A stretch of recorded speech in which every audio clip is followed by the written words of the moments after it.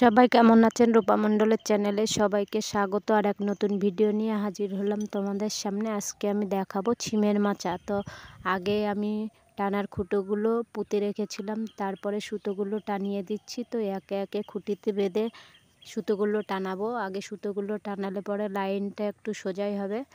তো বন্ধুরা, তোমরা কিভাবে মাচা দাও কমেন্ট করে অবশ্যই বলো। আর আমি কিন্তু টুকটাক চাষবাসও করি, যৌন খাটি। তো তোমাদের যদি কিছু জানার থাকে কমেন্ট করে বলো অবশ্যই, যেটুকানি জানি সেটুকানি আমি বলবো। তো আমার সুতো প্রায় টানানো শেষের দিকে।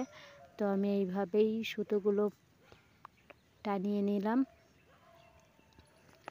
তো এইভাবে আগে থাকতে সুতোগুলো টানিয়ে নিলে লাইনটা সোজাই হয়।